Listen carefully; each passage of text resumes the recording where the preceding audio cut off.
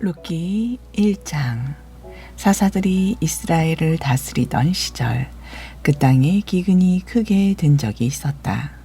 그래서 유다 베들레헴에 살던 한 남자가 기근을 피해 아내와 두 아들을 데리고 모압 지방으로 떠났다. 그 남자의 이름은 엘리멜렉이요 아내는 나오미이고 두 아들은 각각 말론과 기리온이었다. 이들은 유다 베들레헴 출신으로 에브랏 집안의 사람들이었다. 그들은 한동안 모압 지방에서 살았다. 그러던 중 나오미의 남편인 엘리멜렉이 아내 나오미와 두 아들을 남겨둔 채 먼저 세상을 떠났다. 그리고 엘리멜렉의 두 아들은 모압 여인들을 아내로 맞아왔다. 큰 며느리의 이름은 룻이었고 작은 며느리의 이름은 오르바였다. 그들이 모압 땅에서 10년쯤 살았을 때 말론과 기련도 세상을 떴다. 그리하여 나오미는 남편과 두 여인을 다 여의고 홀로 남게 되었다. 그 무렵 주께서 이스라엘 백성을 돌보시어 유다 땅에 풍년이 들었다는 소문이 들려왔다. 나오미는 두 며느리와 함께 모압을 떠나 고향으로 돌아갈 채비를 했다. 두 며느리와 함께 유다 땅을 향해 길을 떠나던 중 나오미가 두 며느리에게 말했다. 얘들아, 너희는 친정으로 돌아들 가거라. 너희가 죽은 내 아들들과 나한테 잘해 주었으니 주께서도 너희를 잘 보살펴 주시기를 빈다. 주께서 너희를 돌보셔서 새 남편을 만나 행복한 보금자리를 꾸미기 바란다. 그런 다음 나오미는 두 며느리에게 입을 맞추고 작별 인사를 했다. 그러자 두 며느리는 크게 울음을 터뜨리며 말했다. 어머님, 저희는 어머님과 함께 어머님의 동족에게로 가겠습니다. 나오미가 말했다. 아니다, 내 딸들아, 돌아들 가거라. 어쩌자고 나하고 같이 가려고 하느냐. 내가 아들을 더 낳아서 너희 남편이라도 되게 해줄 수 있다면 모를까? 안 될 말이다. 이제 너희는 친정으로 돌아가거라. 나는 너무 늙어서 다시 결혼할 수도 없는 몸이 아니냐. 설령 나에게 아직 희망이 남아 있어서 오늘 밤이라도 남편을 맞아들여 자식을 낳는다고 치자. 그렇다고 해도 그 아이들이 자랄 때까지 너희가 마냥 기다릴 수도 없지 않느냐.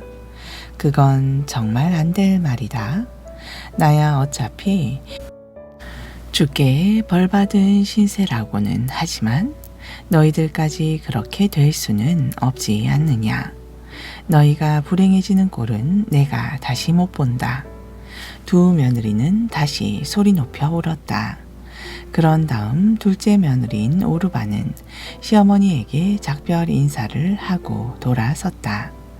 그러나 룻은 시어머니 곁을 절대로 떠나려 하지 않았다. 나오미가 다시 타일렀다. 얘야, 내 동서는 자기 동족들과 자기 신에게로 돌아가지 않았니? 너도 어서 내 동서를 따라 돌아가거라. 롯이 말했다. 저에게 돌아가라고 강요하지 마세요. 저는 어머님이 가시는 곳에 함께 가고 어머님이 머무시는 곳에 함께 머물겠어요. 어머님의 동족이 제 동족이고 어머님이 섬기시는 하나님이 제 하나님입니다. 어머님이 눈 감으시는 곳에서 저도 눈을 감겠어요. 어머님 곁에 묻히겠어요. 주께서 설령 제게 심한 벌을 내리신다고 해도 저는 어머님 곁을 떠나지 않겠어요. 죽음이 갈라놓기 전에는 전 어머님 곁을 결코 떠나지 않을 것입니다. 나오미는 롯이 그토록 자기 곁을 떠나지 않겠다고 굳게 다짐하자 더 이상 아무 말도 하지 않았다. 두 사람은 길을 떠나 마침내 베들레헴에 다다랐다. 베들레헴에 도착하자 이들 두 사람 때문에 성안이 떠들썩했다. 아니 이게 누구냐?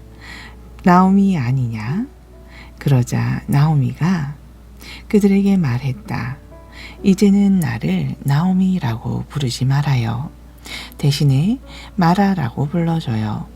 전능하신 분께서 내 인생이 이 지경 되도록 괴롭게 하셨기 때문이요.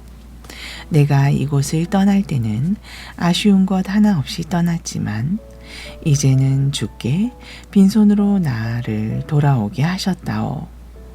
그러니 나옴이란 이름은 내게 가당치 않소.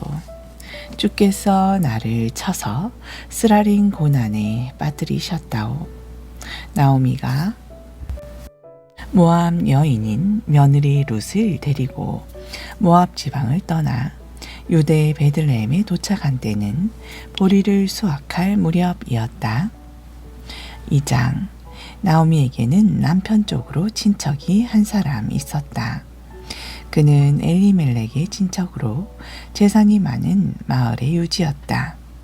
그의 이름은 보아스였다. 하루는 모압 여인 룻이 나오미에게 말했다. 어머님, 밭에 나가서 떨어진 이삭이라도 좀 주워올까 합니다.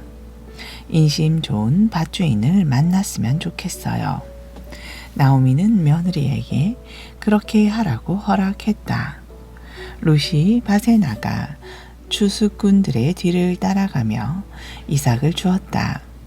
그 밭은 공교롭게도 엘리멜렉의 친척되는 보아스의 밭이었다.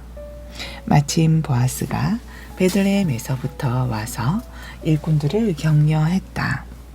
주께서 자네들과 함께 하시기를 비네. 그러자 일꾼들도 화답했다.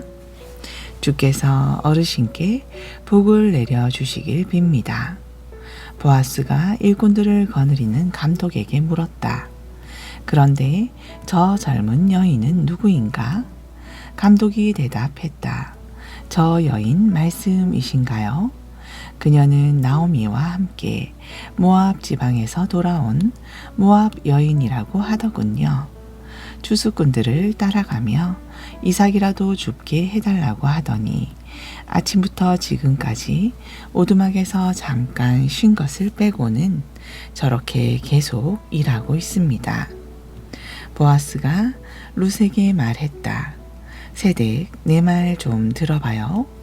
이삭을 주우러 다른 밭으로 가지 말고 우리 밭에서 일하는 아넥네들과 같이 다니도록 하시오. 우리 밭에서 추수하는 일꾼들을 잘 살펴서 항상 그들 뒤를 따라다니도록 하시오. 내가 젊은 남자들에게는 댁을 건드리지 말라고 단단히 일러두었소. 이삭을 줍다가 목이 마르면 일꾼들이 항아리에 길어다 놓은 물이 있으니 언제든지 따라 마시도록 하시오. 그러자 룻은 엎드려 절하며 말했다. 한낱 이방 여자에 불과한 저에게 이렇게까지 잘 대해 주시니 몸둘 바를 모르겠습니다. 보아스가 룻에게 말했다. 남편이 세상을 떠난 뒤에 댁이 시어머님을 어떻게 정성껏 모셨는지 내가 다 들어서 잘 알고 있어. 정든 고향과 부모님 품을 떠나 낯선 사람들이 사는 이 땅으로 오게 된 내력도 잘 알고 있어. 주께서 댁이 지금까지 살아온 모습을 보시고 그대로 갚아주시길 바라오. 이스라엘의 하나님께서 안식처를 찾아 자기 품 안에 들어온 댁에게 넉넉히 베풀어 주시기를 비오. 룻이 말했다. 어르신 정말 고맙습니다. 어르신의 몸종 봐도 못한 이 몸을 그토록 위로해 주시니 너무나 고마울 따름입니다. 끼니 때가 되자 보아스가 룻에게 말했다. 이리와 빵을 떼어 포도초에 찍어 먹어보세요. 룻이 추수꾼들 곁에 앉으니 그들이 볶은 곡식을 건네 주었다. 룻이 배불리 먹고도 음식이 남았다. 룻이 이삭을 주려고 일어나자 보아스가 일꾼들에게 일러두었다. 저 여인이 이삭을 줍더라도 절대 싫은 소리를 하지 말게. 오히려 조금씩 이삭을 뽑아 흘려서 저 여인의 이삭을 많이 주울 수 있도록 해주게. 룻은 밭에서 저녁 때까지 이삭을 주었다. 이삭을 떨어보니 보리가 무려 1에바나 되었다. 롯은 그것을 가지고 마을로 돌아와 시어머니께 보여드렸다. 배불리 먹고 남겨온 볶은 곡식도 시어머니께 드렸다. 시어머니가 물었다. 얘야, 오늘 어디서 이삭을 주었느냐? 어느 밭에서 일했느냐? 너에게 이토록 잘해주신 분에게 주께서 복을 내려주시기를 빈다. 롯이 어느 집 밭에서 일했는지를 시어머니께 말했다. 오늘 제가 이삭을 주운 밭의 주인은 보아스라고 하던군요. 그러자 나오미가 며느리에게 말했다. 주께서 그분에게 복을 내려주셨으면 좋겠다. 그분은 먼저 세상을 뜬 우리 식구들에게도 그렇게 잘해주시더니 이제는 살아있는 우리에게까지도 그토록 잘해주시는구나. 그는 우리 집안과 친척이다. 우리는 맡아서 보호해 주어야 할 분들 가운데 한 사람이야. 모압 여인 룻이 말했다. 그분은 자기 집 추수가 다 끝날 때까지 자기 집 일꾼들과 같이 다니라고도 하시더군요. 나오미가 며느리 룻에게 말했다. 그래 얘야. 다른 밭에는 가지 말고 그분 집안의 아낙네들과 꼭 붙어 다녀라. 다른 밭에 가면 남쟁네들에게 시달림을 당할지도 몰라. 룻은 보리 수확은 물론 밀 수확이 다 끝날 때까지 보아스 집안의 아낙네들을 따라다니면서 이삭을 주었고 그곳으로서 시어머니를 모시고 살았다. 3장. 어느 날 시어머니 나오미가 룻에게 말했다. 아가, 내가 내 남편감을 좀 찾아봐야겠구나. 너도 행복한 보금자리가 있어야지. 내가 보아스 집안의 아낙네들을 따라다니며 이삭을 주워 오곤 했다만 사실 그 집 주인인 보아스는 우리 친척이 아니냐. 오늘 밤에 그분이 타작 마당에서 보리를 까부르고 있을 거야. 그러니 너는 목욕을 하고 새 옷으로 몸 단장을 한 다음 그분이 일하고 있는 타작마당으로 내려가거라. 그분이 저녁을 다 먹을 때까지 눈치채지 못하도록 조심하여라. 그분이 어디에서 잠을 자는지 잘 알아두었다가 그분이 잠자리에 들면 너는 그분의 발치개로 가서 이불을 가만히 들치고 거기에 누워라. 그 다음부터는 그분이 하는 대로 맡기면 될 것이다. 룻이 시어머니에게 대답했다. 예, 어머님께서 이르신 대로 하겠어요. 룻은 보아스의 타작마당으로 내려가서 시어머니가 시킨 대로 했다. 보아스는 배부르게 먹고 마신 후 기분이 좋아져서 곡식단을 쌓아놓은 낫가리 곁에 누웠다. 룻은 가만히 보아스의 발치개로 다가가서 이불을 들치고 누웠다. 한밤중이 되었을 때 보아스가 돌아눕는데 웬 여인이 자신의 발치개에 누워있는 것이 아닌가. 보아스가 깜짝 놀라며 물었다. 당신은 누구요? 그러자 룻이 대답했다. 저는 어르신의 여종 룻입니다. 어르신께서는 우리 집안을 보살펴 주어야 할 분이 아니신가요? 이 몸을 어르신의 옷자락으로 덮어주세요. 보아스가 말했다. 주께서 그대에게 복 내려 주시기를 비오. 어지간하면 가난하든 부유하던 젊은 남자를 따라 나설 법도 한데 그대는 그렇게 하지 않는구려. 이렇게까지 어머님을 모시려고 하다니 그대의 효성이 참으로 갸륵하군요. 두려워하지 마시오. 그대가 내게 청한 대로 내가 다 하리다. 그대가 현숙한 여인인 줄은 온 마을 사람들이 다 알고 있어. 그대가 말한 대로 내가 그대의 집안을 책임져야 할 사람인 것은 사실이요. 하지만 나보다도 그대의 집안과 더 가까운 친척이 있어. 하여튼 오늘 밤은 여기서 보내도록 하시오. 내일 아침에 그 친척에게 어떻게 할지 물어보아야겠소. 만일 그 사람이 그대의 집안을 책임지겠다고 하면 그렇게 하도록 합시다. 만일 그 사람이 책임지지 못하겠다고 하면 그대는 내가 그대의 집안을 꼭 책임지도록 하겠소. 이것은 주께서 살아계심을 두고 내가 맹세하는 말이요. 그러니 아무 걱정 말고 오늘 밤은 여기서 눈을 붙이도록 하시오. 룻은 새벽까지 보아스의 발치께에서 눈을 붙였다.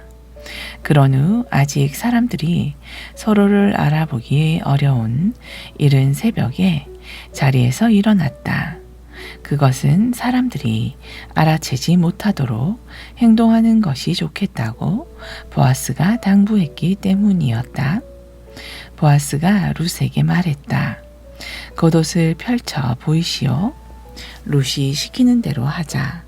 보아스는 뒷박으로 보리를 6번 펴서 룻에게 이어주고는 마을로 돌아갔다. 룻이 시어머니에게 돌아오자 나오미가 물었다. 얘야, 어떻게 되었느냐? 룻은 나오미에게 보아스가 자기에게 베푼 일들을 낱낱이 말해 주었다. 그리고는 이렇게 말을 맺었다. 그분이 그렇게 보리를 6번이나 펴주면서 시어머니에게 빈손으로 가서야 되겠느냐 라고 말씀하시더군요. 그러자 시어머니 나오미가 말했다. 됐다, 얘야. 이제는 일이 어떻게 되어 가는지 잘 지켜보아야겠구나. 그분은 분명 오늘 안으로 이 일을 다 마무리 지을 것이다. 4장. 한편 보아스는 성문 앞 광장에 높은 데 올라가 자리를 잡고 앉아 있었다. 때마침 그가 말했던 엘리멜렉 집안의 가장 가까운 친척이 지나가고 있었다. 보아스가 그에게 소리쳤다. 여보시오, 이리 좀 올라와 보시오. 그 사람이 올라와서 보아스 옆에 앉았다. 보아스는 또 마을의 장로 10명을 오게 했다. 마을의 장로들도 모두 자리를 잡고 앉았다. 보아스는 엘리멜렉의 집안을 책임져야 할 가장 가까운 친척에게 말했다. 잘 아시다시피 모압에서 돌아온 나오미가 우리 친척인 에비멜렉의 밭을 팔겠다고 내놓았소. 여기 모인 여러분과 우리 마을의 웃 어르신이신 장로들 앞에서 당신에게 분명히 해둬야 할 것이 있소. 당신이 나오미 집안의 가장 가까운 친척이므로 그 집안을 책임져야 할 의무가 있으니 그 밭을 사도록 하시오. 그러나 그렇게 하지 못하겠다면 지금 이 자리에서 나에게 분명하게 말해 주시오. 당신이 책임지지 못하겠다면 그 다음으로 책임져야 할 사람은 바로 나이기 때문에 하는 소리요. 그러자 가장 가까운 그 친척이 말했다. 내가 그 집을 돌보는 책임을 다하리다. 그러자 보아스가 그 사람에게 다시 말했다. 당신이 그 밭을 나오미에게서 사는 날 남편을 잃고 홀로 된 모압 여인 룻도 함께 책임져야 합니다. 그 여인에게 아이가 생겨야 죽은 사람의 대를 이을 수가 있지 않겠소? 그러자 가장 가까운 친척이 말했다. 그래요? 그렇다면 내 재산만 축나게 생겼으니 나는 그 집안을 책임질 수 없소. 그러니 당신이 그 집안을 책임지시오. 옛적에 이스라엘에서는 사람들이 자기 권한을 떠넘기거나 또는 재산을 사고 팔 때에 그 사실을 확정 지으려면 상대방에게 자기 신발 한쪽을 벗어주는 관습이 있었다. 그 신발 한 짝은 거래가 성립되었다는 증거물이었다. 가장 가까운 그 친척이 보아스에게 당신이 그 땅을 사시오 라고 말하면서 자기 신발 한 짝을 벗어 주었다. 보아스가 마을의 웃 어른들과 거기에 모인 사람들에게 말했다. 엘리멜렉과 말론과 기련의 소유였던 모든 것을 내가 나오미에게서 사겠습니다. 오늘 이 자리에 모이신 여러분들에게서 이 일의 증인이 되십니다. 또한 말론의 아내 모압 여인 룻을 나의 아내로 맞아들여서 죽은 사람의 이름이 길이 이어지도록 하겠습니다. 그의 이름이 고인의 친족들과 마을 사람들의 기억 속에서 사라지지 않게 하겠습니다. 여러분이 오늘 이 일의 증인들이십니다. 그러자 성문 광장에 모여있던 마을 사람들과 장로들이 대답했다. 이 일에 우리가 증인이 되겠소. 주께서 그대의 집안으로 들어가는 그 여인에게 많은 자손을 주시어 이스라엘 집안을 일으켜 세운 라헬과 레아처럼 해 주시기를 빕니다. 또 주께서 그대를 에브랏에서 유력한 인물이 되게 하시고 베들레헴에서 이름을 크게 떨칠 수 있도록 해 주시기를 비오. 주께서 그 젊은 여인을 통하여 그대에게 자손을 낳게 해 주시어 그대의 집안이 다말과 유다 사이에서 태어난 베레스의 집안처럼 되기를 비오. 이리하여 보아스는 룻을 아내로 맞아들여 그 여인과 잠자리를 가졌다. 주께서 그 여인에게 임신을 허락해 주시니 그녀가 아들을 낳았다. 마을의 아낙네들이 나오미에게 말했다. 주를 찬양합니다. 그분께서 오늘 당신 집안의 대가 끊이지 않게 아들을 주셨군요. 이 아이가 이스라엘의 이름을 떨치기를 빕니다. 이 아이가 당신에게 살아갈 보람을 안겨주겠군요. 자라게 되면 느금하게 당신을 잘 모시겠죠. 당신 며느리는 7 아들보다 낫습니다. 나오미는 그 아이를 데려와서 고이 잘 길렀다. 이웃 아낙네들은 나오미에게 아들이 생겼어 라고 말하며 그 아이에게 오벳이라는 이름을 붙여 주었다. 그가 바로 다윗의 할아버지요 이새의 아버지다. 유다의 아들인 베레스의 족보는 다음과 같다. 베레스는 헤스론을 낳고 헤스론은 람을 낳고 람은 아미나답을 낳고 아미나답은 나손을 낳고 나손은 살몬을 낳고 살몬은 보아스를 낳고 보아스는 오벳을 낳고 오벳은 이새를 낳고 이새는 다윗을 낳았다. 아멘. 신약전서 누가복음 6장 37절. 너희는 남을 비판하지 말라.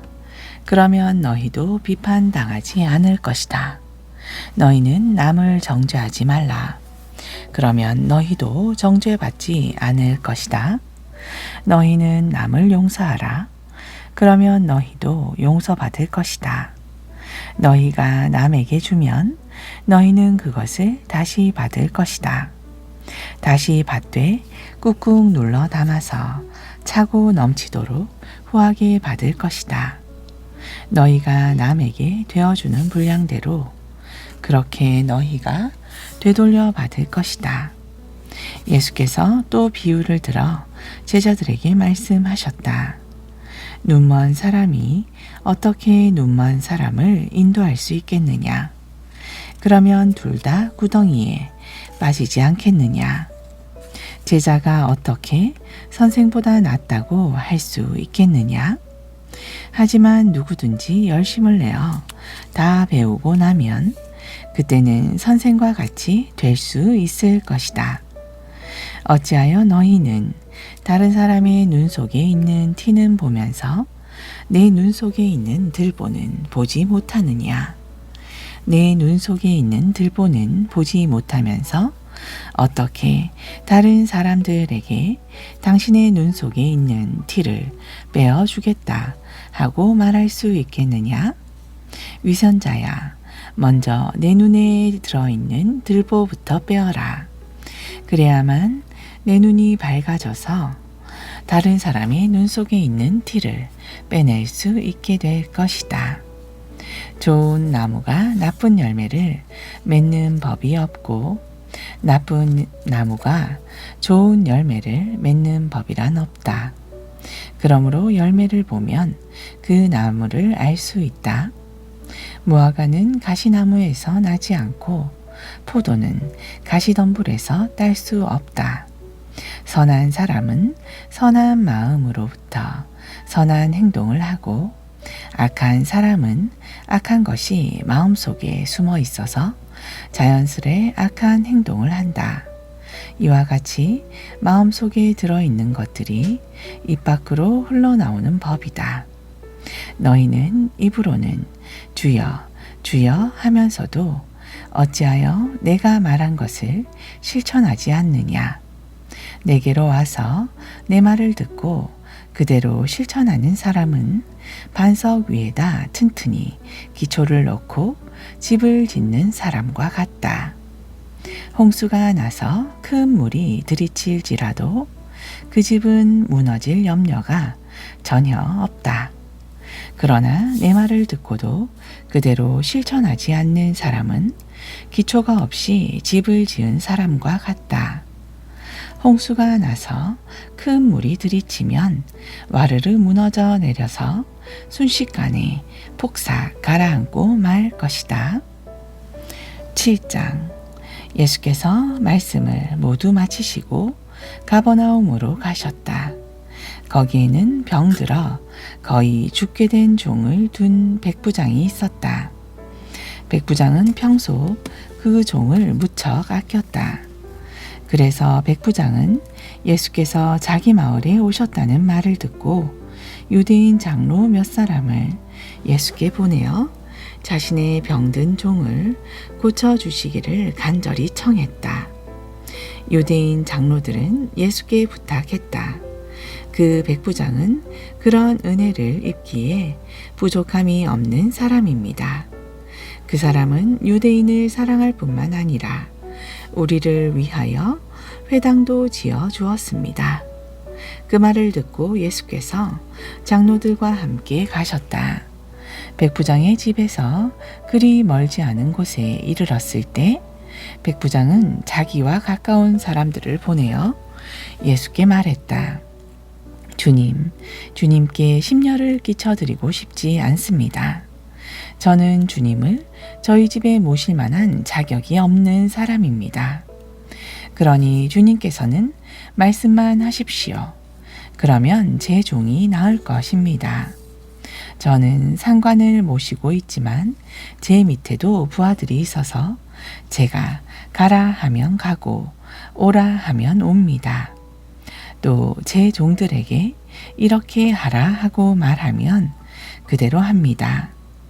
예수께서 이 말을 들으시고 감탄하면서 자기를 따르는 사람들을 돌아보며 말씀하셨다. 내가 여러분에게 분명히 말하지만 나는 여태껏 이스라엘 사람들 중에 이만한 믿음을 가진 사람을 보지 못했습니다. 그리하여 백부장이 보낸 사람들이 집에 돌아가 보니 그 종은 이미 말끔히 나아 있었다. 아멘.